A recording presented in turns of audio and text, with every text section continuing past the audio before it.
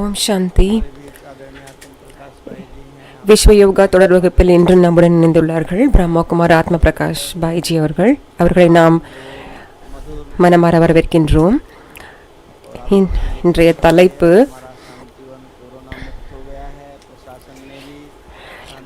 உயர்ந்த சொல், இனிய சொல், இவற்றின் சக்தி. இந்த தலைப்பில் தமது சிந்தனை தொழிலை நம்முடன் பகிர இருக்கின்றார்.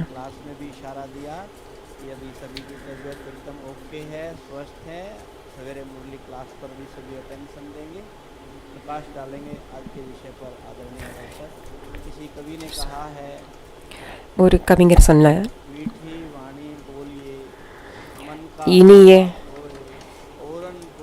இனிய வார்த்தைகளை பேசுங்கள், மனதின் வார்த்தைகளை வெளிக்கொணருங்கள், குளிர்ந்த தென்றல் வீசுமாறு செய்யுங்கள் என்று. ஆத்ம பிரகாஷ் பாய்ஜி. ஓம் சாந்தி. உயர்ந்த சொல், இனிய சொல், இவற்றின் சக்தி. அதாவது உயர்ந்த பேச்சு, இனிய பேச்சு, இவற்றின் சக்தி. உலகத்தில் கூட சொல், பேச்சு, பேசுகின்ற முறை, உச்சரிப்பு, இவையெல்லாம் ஒரு மொழியில் மொழியின் முக்கியமான விஷயங்களாக இருக்கின்றது. அதோடு மட்டுமன்றி நாம் சொல்ல வேண்டிய விஷயங்களை அடுத்தவர் வரை கொண்டு சேர்ப்பதற்கு முக்கியமானவையாக இருக்கின்றன. ஒருவருடைய பர்சனாலிட்டியை வளர்க்கின்ற மெத்தட் முறைகளில் கூட பர்சனாலிட்டி ட்ரைனிங் பயிற்சிகள் கொடுக்கப்படுகின்றன. அவற்றில் கூட இதற்கு முக்கியத்துவம் கொடுக்கப்படுகின்றது. ஏனென்றால் மனிதர்கள் உணர்வுபூர்வமாக இருக்கின்றார்கள். இப்பொழுது ஒரு மனிதனை, மக்களை, நம்மளுடைய எண்ணங்களை புரிய வைக்க வேண்டும், அவர்களுக்கு புரிய வைக்க வேண்டும் அல்லது ஏதாவது ஒரு விஷயத்தை அவர்களை ஏற்றுக்கொள்ள வைக்க வேண்டும் என்றாலும் மொழிதான் முக்கியமான விஷயமாக இருக்கின்றது.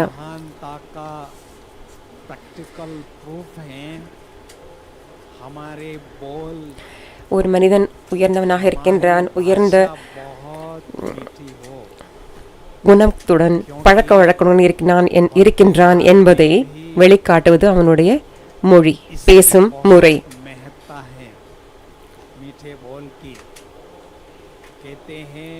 இனிய வார்த்தைகளை பேசுபவர்களுக்கு அதற்கு மிகுந்த வரவேற்பு இருக்கின்றது. சொல்லுவார்கள், இனிய வார்த்தைகளை பேசினால் இனிய மனதை வெளிப்படுத்தலாம்.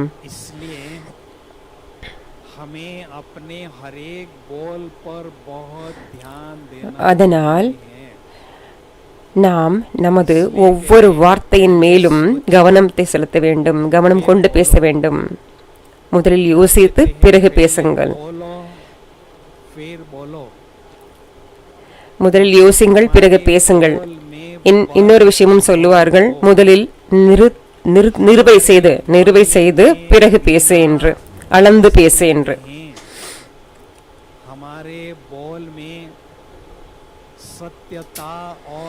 நம்மளுடைய பேச்சில் என்றென்றும் சத்தியம் இருக்க வேண்டும், கட்டுப்பாடும் இருக்க வேண்டும். சத்தியமும் கட்டுப்பாடும் ஒரு மொழியில், ஒரு பேச்சுகின்ற முறையில், பேச்சுவார்த்தையில் இருப்பது இன்றியமையாதது. அது மட்டுமன்றி நம்முடைய வார்த்தைகள் தேவையானவையானதோடு இருக்க வேண்டும், அளவானவையாக இருக்க வேண்டும். அதாவது தேவையற்ற இல்ல அளவில்லாத பேச்சு என்றுமே நம்முடைய சக்தியை விரயமாக்க கூடியதாக இருக்கும். எப்பொழுதெல்லாம் நாம் தேவையற்ற விஷயங்களில் நமது நேரத்தை செலவழிக்கின்றோமோ, நேரத்தோடு சேர்ந்து 2 மடங்கு நம்முடைய சக்தியும் விரயமாகின்றது. மருத்துவர்கள் கூட இதை வலியுறுத்தி சொல்ல இருக்கின்றார்கள். தேவையற்ற வார்த்தைகளை, தேவையற்ற பேச்சில் ஈடுபட்டு இருக்கும் பொழுது மிக அதிகமான சக்தி உடலிலிருந்து விரயமாகின்றது என்று மருத்துவர்களும் சொல்கின்றார்கள். அதாவது மண்வெட்டியால் ஒருவன் வேலை செய்கின்றான், உடலால் இவ்வளவு வேலை செய்கின்றவனுடைய எந்த அளவுக்கு சக்தி விரயமாகின்றதோ அதைவிட அதிகமான சக்தி தேவையற்ற பேச்சுகளை பேசும்போது விரயமாகின்றது. நாம் பேசிக்கொண்டே இருக்கின்றோம் அளவற்ற பேச்சு. 2-3 வார்த்தைகளில் சொல்லி முடிக்கக்கூடிய விஷயமோ இல்லை 2-3 வார்த்தைகளில் செய்விக்கக்கூடிய வேலையோ 10-15 வாக்கியங்களால் அதை சொல்லி விவரிக்க வேண்டிய அவசியம் இல்லை. அப்பொழுதெல்லாம் அந்த மாதிரி செய்யும் போதெல்லாம் நம்முடைய சக்தி விரயமாகின்றது.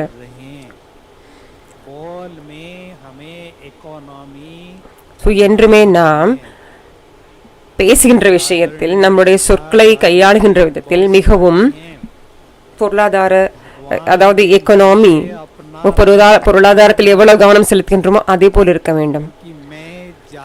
செலவழிக்கின்ற போது நாம் எவ்வளவு சிந்தனையோடு யோசித்து செலவழிக்கின்றோம், அதே போல பேசுகின்ற பொழுதும் நாம் அந்த அளவுக்கு கவனம் செலுத்தி செய்ய வேண்டும்.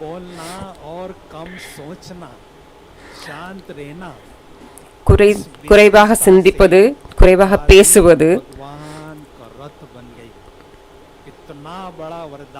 இதன் மூலமாக அமைதி கிடைக்கும். அந்த அமைதியின் மூலமாக பரமாத்மாவை நாம் அடைய முடியும். இதன் முக்கிய உதாரணமாக தாதி ஜானகிஜி அவர்கள் குறைவாக யோசிப்பது, குறைவாக பேசுவது, அமைதியாக இருப்பது,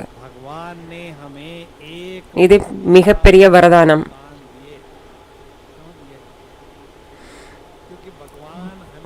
கடவுள் நமக்கு 2 செவிகள் ஏன் கொடுத்திருக்கின்றார்? அவர் ஒரே ஒரு வாய் கொடுத்திருக்கின்றார். நாம் எந்த அளவுக்கு கேட்கின்றோமோ அதை விட குறைந்த அளவு பேச வேண்டும். அதனால் ஒரே ஒரு வாய்.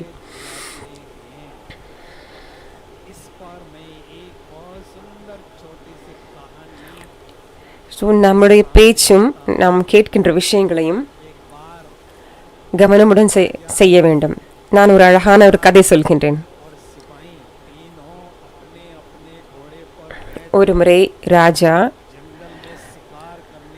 மந்திரி, அப்புறம் அவருடைய சேனாபதி 3 பேரும் அவரவர் குதிரையில் அமர்ந்து வேட்டையாட செல்கின்றனர். 3 இறங்கி தம்முடைய குதிரையை மரங்களில் கட்டிவிட்டு வேட்டையாட செல்கின்றார்கள். வேட்டையாடி விட்டு திரும்பி வரும்பொழுது அங்கு பார்த்தால் ராஜாவின் குதிரை காணாமல் போயிருக்கின்றது. ராஜா கவலைப்படுகின்றார். ராஜா அந்த சேனாபதி, அதாவது அவருடன் வந்திருக்கின்றவரை அனுப்புகின்றார், போய் பாரு. அந்த சிப்பாயி சென்று குதிரையை தேடுகின்றார். அங்கு வழியில் ஒருவர் அமர்ந்திருக்கின்றார். ஒரு குருடு, ஒரு சாது மாதிரி ஒருவர் உட்கார்ந்திருக்கின்றார். அவரிடம் அந்த சிப்பாயை கேட்கின்றான், ஓ குருட்டு கிழவா, இங்கிருந்து ஒரு குதிரை போன சத்தம் உனக்கு கேட்டதா, சலங்கையின் சத்தம் கேட்டதா என்று. அவரிடம் ஒரு பதிலும் இல்லை. திரும்பி வந்து விடுகின்றான். ஸோ அடுத்த மந்திரி, அதாவது சுபேதார், அவரை அனுப்புகின்றார். அவர் சென்று அதே கிழவனை பார்க்கின்றார். அவரிடம் கேட்கிறார், வயதானவரே, முதியவரே, இந்த வழியாக எதுவும் குதிரை சென்றதா, ஏதாவது சலங்கையின் சத்தம் கேட்டதா என்று. அந்த முதியவர் சொல்லுகின்றார், இல்லை. அவர் திரும்பி வந்து விடுகின்றார். இப்போது ராஜா சுயம் குதிரையை தேட செல்கின்றார். வழியில் அதே முதியவரை பார்க்கின்றார், கண் பார்வையற்ற முதியவரை. ராஜா மிகவும் அன்பாக அவரிடம் கேட்கின்றார், மதிப்பிற்குரிய பெரியவரே, இந்த வழியில் குதிரை சென்ற சப்தம் கேட்டதா என்று. அந்த முதியவர் சொல்கின்றார், இல்லை மகாராஜா என்று. ராஜாவுக்கு அதிர்ச்சியாகின்றது. உங்களுக்கு எப்படி தெரியும் நான் ராஜாவென்று? அந்த முதியவர் சொல்கின்றார், ராஜன் ஒரு மிகப்பெரிய மனிதனாக இருக்கின்றவன், உயர்ந்த மனிதனாக இருக்கின்றன. அவருடைய மனமும் விசாலமானதாக இருக்கும். அவருடைய வார்த்தைகளும் இனிய வார்த்தைகளாக, உயர்ந்த வார்த்தைகளாக வெளிப்படும்.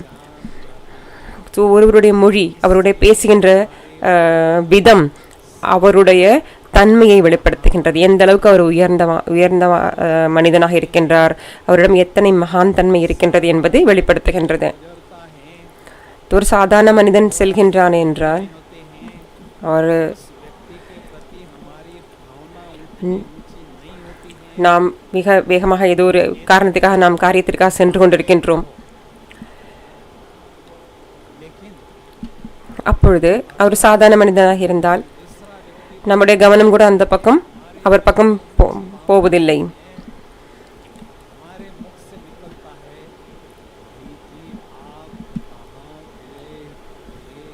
அந்த சாதாரண மனிதன் நாம் என்ன கேள்வி, எங்கே போயிருந்தாய் என்று.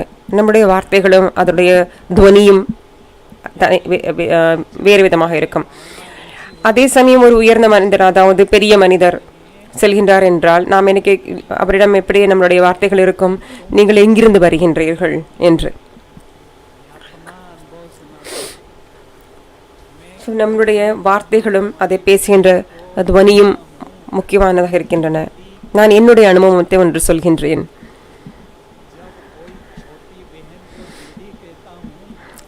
எப்பொழுதெல்லாம் சிறிய சகோதரியை நான் பிரம்மகுமாரி சகோதரியை நான் பார்க்கின்றேனோ அவர்களை நான் தீதி என்று, சகோதரியே என்று, பஹன்ஜி என்று, அதாவது தீதி என்று நான் அழைப்பேன். உடனே அவர் சொல்வார், ஏன் நான் இவ்வளவு சின்ன வயது, நீங்கள் பெரியவர் பாய்ஜி, நீங்கள் என்னை பஹன்ஜி என்று சொல்லலாமே, ஏன் தீதி என்று சொல்கின்றீர்கள் என்று. நான் சொல்வேன், தீதி என்று சொல்வதில் மரியாதையும் அன்பும் வெளிப்படுகின்றது. அந்த இரு வார்த்தைகள் நாம் அன்பாக பேசுவதில் என்ன குறைந்துவிடப் போகின்றோம்?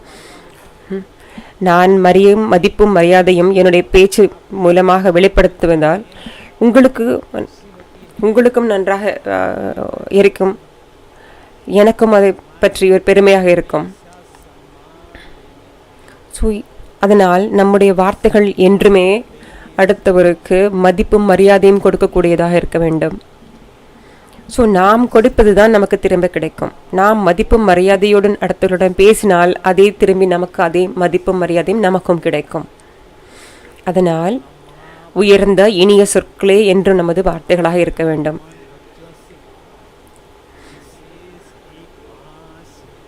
பாபா பரம்பிதா சிவ் பாபாக்கு நம் பிராமண குழந்தைகளிடம் மிகப்பெரிய ஒரு எதிர்பார்ப்பும் ஆசையும் இருக்கின்றது.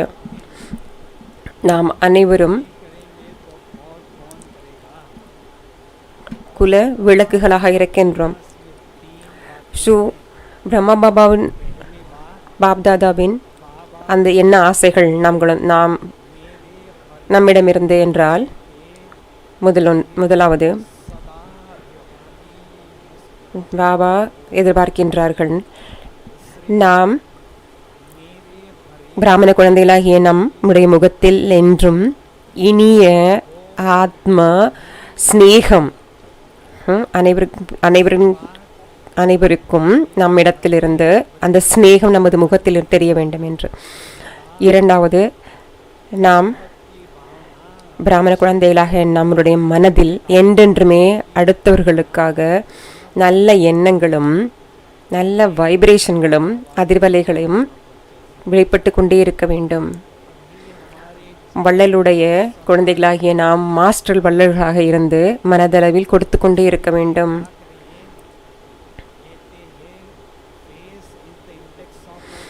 ஆங்கிலத்தில் சொல்வார்கள், அகத்தின் அழகு முகத்தில் தெரியும். அதாவது face is the index of the mind. அதாவது மனதில் என்ன இருக்கின்றதோ அது முகத்தில் தெரியும்.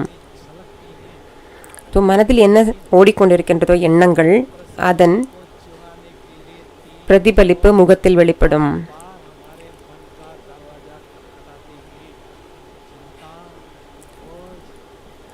எப்பொழுதெல்லாம் நாம் கவலை, துக்கம், பயம் இதெல்லாம் நமக்குள் நுழைகின்றதோ அப்பொழுதெல்லாம் இவை திருடர்களாக நம்மளுடைய மனக்கதவை தட்டி கொண்டே இருப்பார்கள். இந்த திருடர்கள் நமக்குள் நுழையாமல் நாம் பார்த்து கொள்ள வேண்டும். எப்பொழுது இவர்கள் இருக்கின்றார்களோ நம்முடைய மனதிலுடைய அந்த அதிர்வலைகள் முகத்தில் பிரதிபலிக்கும். அந்த கவலை, துக்கம், பயம் இவற்றை வரவிடாமல் நாம் பார்த்து கொள்ள வேண்டும். மூன்றாவது, நம்மளுடைய வார்த்தைகள், நம்மளுடைய சொல், நாம் பேசும் விதம் என்றுமே நம்முடைய வார்த்தைகள் இனிய தேனினும் இனிய வார்த்தைகளை கொண்டதாக இருக்க வேண்டும் நம்முடைய பேச்சு. என்றென்றும் நம்முடைய இதயத்தில் இந்த எல்லையற்ற குடும்பத்தின் பிரதி அவர்களுக்காக நம்முடைய இதயத்தில் மிக உயர்ந்த அளவுக்கு அன்பும் நேசமும் சிநேகமும் இருக்க வேண்டும், மதிப்பு மரியாதையும் இருக்க வேண்டும்.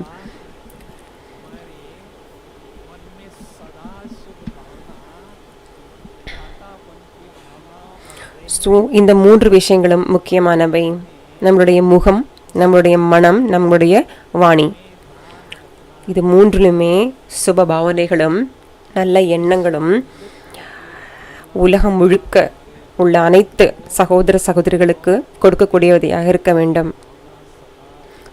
நாம் மாஸ்டர் வள்ளல்களாக இருந்து உலக சகோதரர்களுக்கு என்றும் நல்ல அதிர்வலைகளை அனுப்பிக்கொண்டே இருக்க வேண்டும்.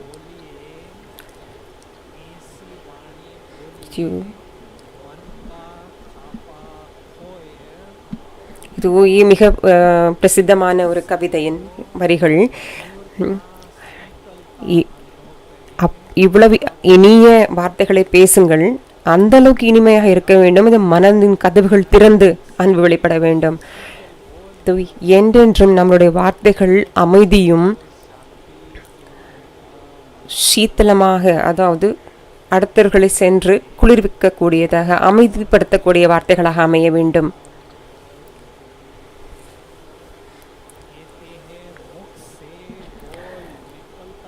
சொல்லுவார்கள், நம்முடைய வாயிலிருந்து வெளிப்படுகின்ற வார்த்தைகள் அடுத்தவர்களை காயப்படுத்தக்கூடிய தன்மை கூட வாய்ந்ததாக இருக்கின்றன. அதனால் நம்முடைய வார்த்தைகள் என்று அந்த மாதிரி அடுத்தவர்களை காயப்படுத்தக்கூடிய தன்மையில் வார்த்தைகள் அமையக்கூடாது. ஒரு முறை வாயிலிருந்து வெளிப்பட்டு விட்டால் அந்த வார்த்தைகளை நாம் திரும்ப பெற முடியாது.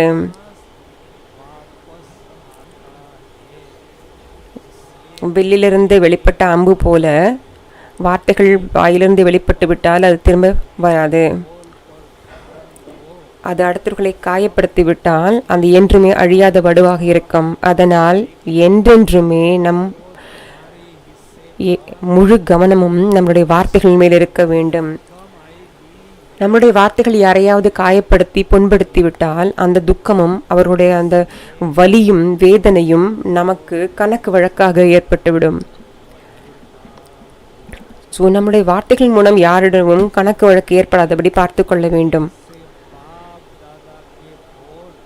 நம்முடைய வார்த்தைகள் என்றுமே இனியதாகவும் அமைதி தரக்கூடியதாகவும் நம்முடைய வாயிலிருந்து வெளிப்பட வேண்டும். எப்படி பாப் தாதாவின், பரமாத்ம சிவபாபாவின் வார்த்தைகள் இத்தனை இனிமையானதாகவும் சக்திசாலியாகவும் நம்மை முன்னேற்றக்கூடியதாகவும் வரதானங்கள் நிறைந்ததாகவும் இருக்கின்றதோ, அதே போல் நம்மளுடைய வார்த்தைகளும் பேசுகின்ற துவனியும் இருக்க வேண்டும். பாப் தாதாவின் வார்த்தைகள், அவரின் மொழி, அதை சொல்லும் விதம், இவற்றை நாம் ஃபாலோ செய்ய வேண்டும். அதை கடைப்பற்றி அதை பின்பற்றி அவரை போலவே நாமும் இனிய வார்த்தைகளை பேச வேண்டும்.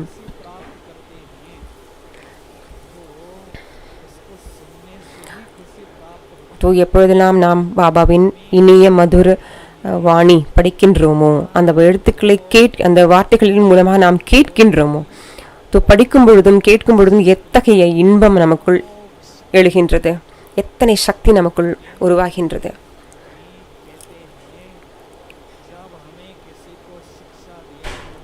அதேபோல்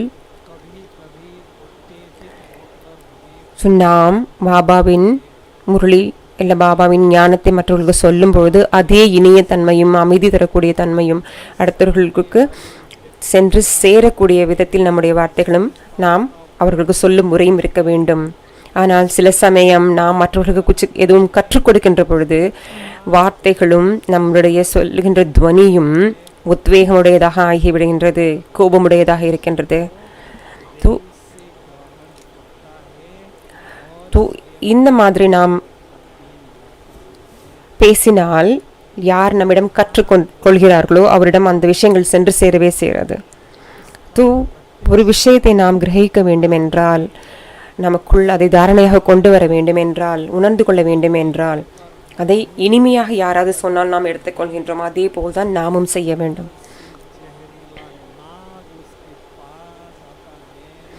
ஒருமுறை காட்டிலிருந்து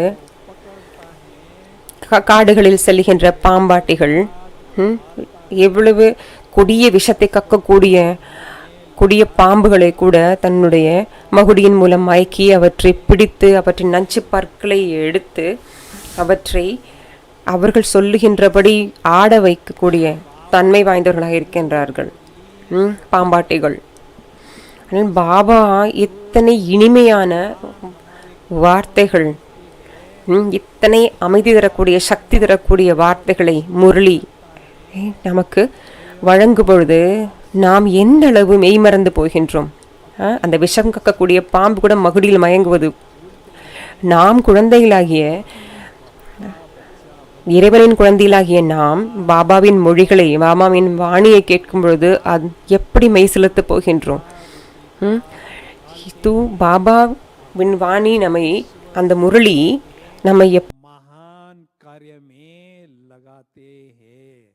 ये महान बोल का प्रत्यक्ष प्रमाण है। इसलिए तुलसीदास ने भी कहा है, कागा को के धन हरे, कोयल को के देत, और मीठे बोल सुनाइए और जग अपना होय। जब कौवा भी किसी का धन हरता नहीं है, कोयल भी किसी को धन नहीं देती हैं, लेकिन कोयल के मधुर स्वर सुनने के लिए सभी सदा लालायित रहते हैं।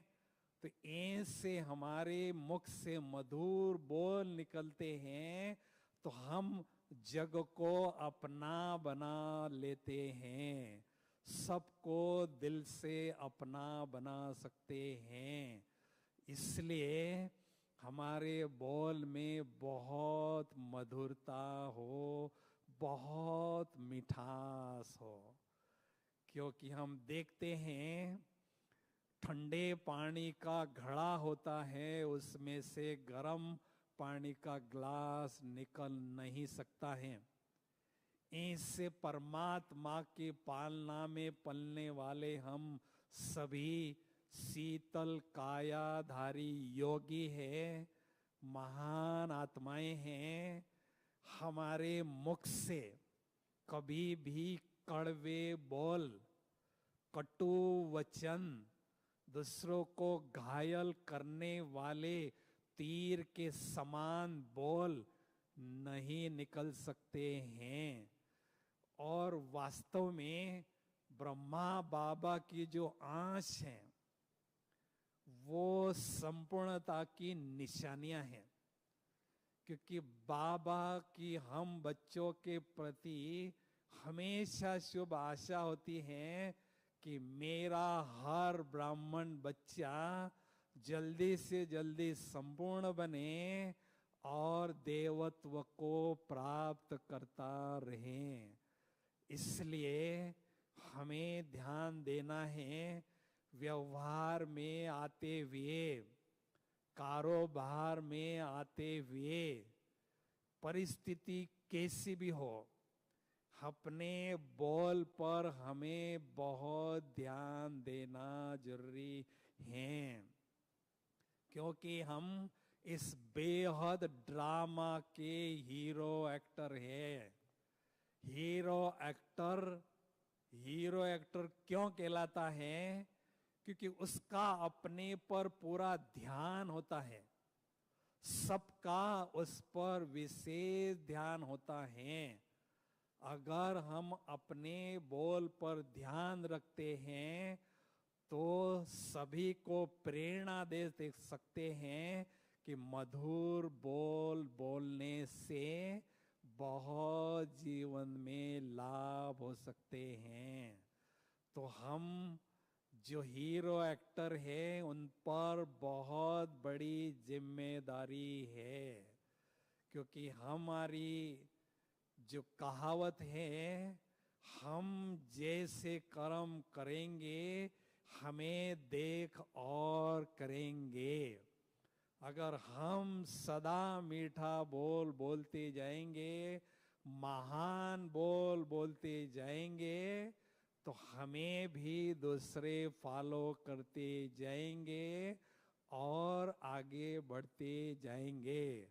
खुद पुरुषार्थ करके आगे बढ़ना ये अच्छी बात है, लेकिन खुद के श्रेष्ठ पुरुषार्थ के द्वारा अनेक आत्माओं को आगे बढ़ाना ये बहुत ऊंची बात है।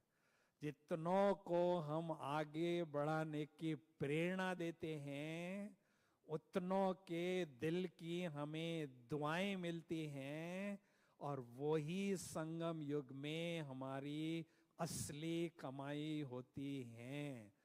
इसलिए दुआओं की कमाई हमें करते रहना है, और बाबा हमें हमेशा देखते हैं, और अनेक आत्माएं हमेशा हमें देखती है। इसलिए हमारे बोल पर हमेशा हमें ध्यान देना जरूरी है। मीठे बोल बड़े अनमोल होते हैं, उसका कोई मोल नहीं होते हैं। मीठे बोल को ही महावाक्य कहते हैं। महान आत्माओं के बोल महावाक्य कहलाते हैं। इसलिए महानता उसी में है कि हमारे मुख से सदा महान बोल और मीठे बोल निकलते रहें। ओम शांति। तो अभी हम चंद घड़ियों के लिए ऐसा सुंदर अभ्यास करेंगे, मधुरता के सागर बाबा के पास परम धाम में बैठकर मधुरता की शक्ति लेकर